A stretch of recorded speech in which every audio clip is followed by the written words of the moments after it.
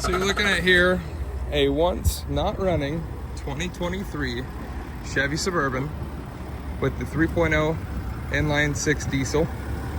I'm going to show you how I got it back up and running. The fuel was contaminated with E85, 3/4 tank full of E85 with 1/4 tank diesel.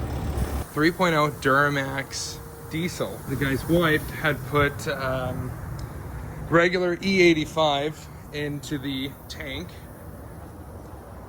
and ran it. And she ran it till it stopped, probably about 15 minutes. He does not want to do a full rebuild. So at least a rebuild of the injector lines, injector pump, the fuel rail and all that. Thankfully it wasn't DEF in the gas tank, but what we did was we got the tank dropped down. You have, it's fairly simple for this vehicle. You have one main connector here, your vent line in, your fuel inlet, and then you have your two lines coming out for the fuel pump. I removed the fuel filter, and what we're going to try to do is flush the entire gas tank, replace the fuel filter, and try to somehow go about flushing the lines. Typically on the other Duramax's 6.6, they're a lot easier to do this job. This one has no access as the pump is on the back side of the motor on these 3.0 6 liters. The way that we're going to go about it is we have our inlet line here, we have our return hose here, and what we're going to try to do is actually flush and get the tank completely drained, which we got it completely drained. I'll show that in a minute.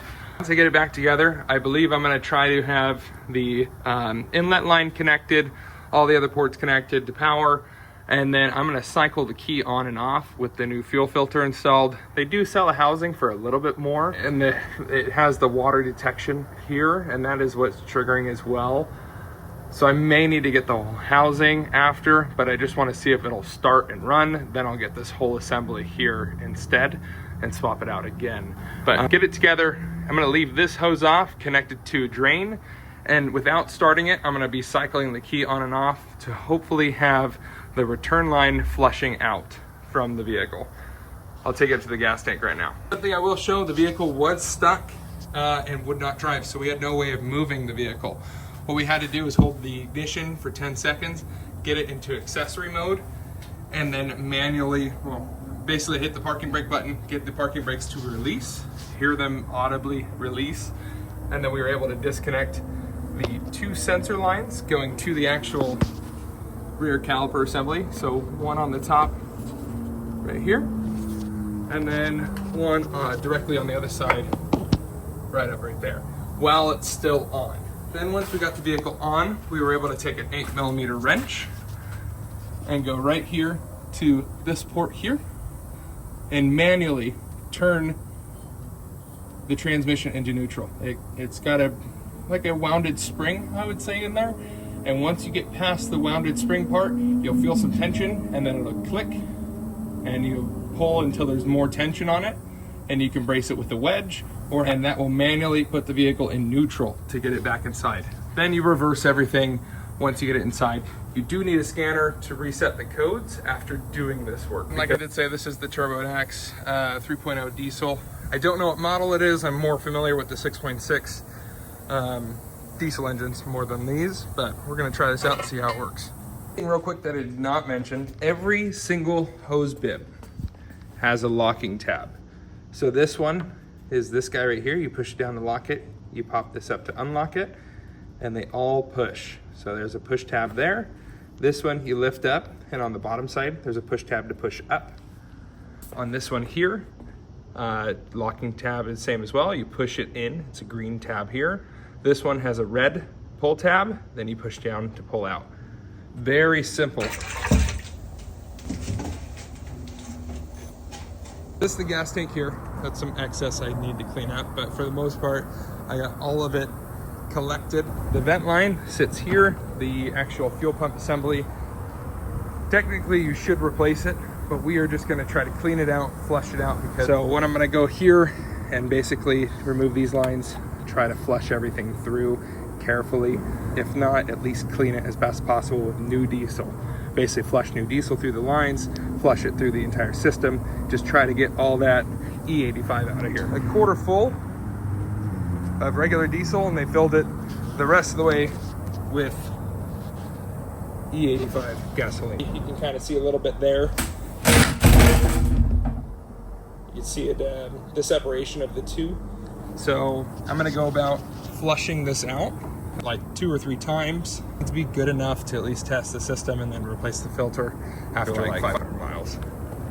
All right, so I put some diesel in here and sloshed it up. All right, so I decided I'm gonna go through and flush the tank, just new diesel, back and forth. Try to get it all flushed out as best as possible. I shook this thing like it owed me money and flushed through it about 5 gallons. A lot of these little dots are air bubbles. For the most part, I got it very clean. I'm gonna fill this full of diesel, full to the brim, before I start running it and testing it. So these 3.0 diesels don't have any way to prime the system. So basically what I'm gonna be doing, this is the return line. I'm gonna be leaving this one off, connecting a hose barb to it. And how to prime the system normally is you just cycle the key on for 20 seconds, turn it off, open the door, close it, turn it back on, and it recycles this fuel pump multiple times. But there's no way to actually remove the fuel from after the actual lift pump to the injector, fully flushing what's existing to the actual injector pump back out to flush whatever could be in this system here and further up. And then I will have to run the vehicle until I get new fuel through it. In all, we got about 25 gallons of contaminated diesel. You can look at that. For hardness level, I would give this job maybe a 5 or 6 out of 10. It's more labor intensive than skill. There is a flapper right here. You will really be able to siphon it. I made a coat hanger, held that up, and then was able to dump into tank. We're gonna be flushing it through right now. There we go.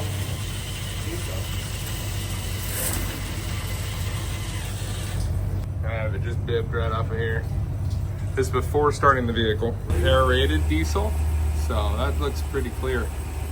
That's cleared. All right, so now I've held this for about 15 seconds. And now with the line connected, purging the system with the pump, and then we're gonna test it.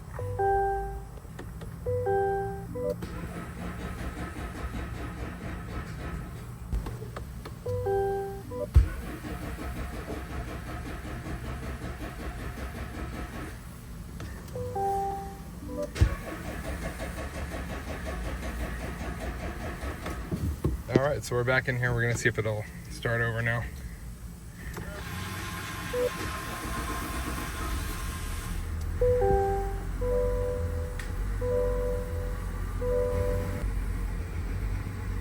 Okay, and like that, she's back up and running.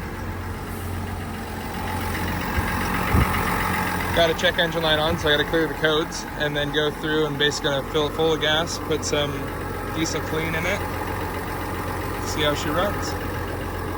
Okay, so we cleared the codes on it, and going through the misfire data, there's no current misfires counted. This is previous history on where it thought that it had a misfire on the RPMs, but running great overall.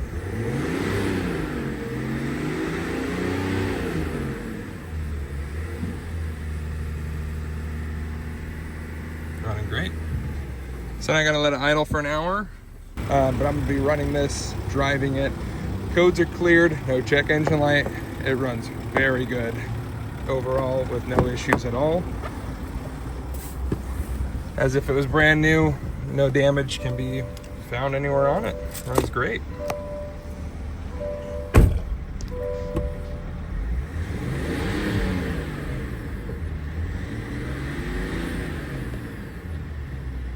The label is horrible, but this is Diesel Clean, K-L-E-E-N.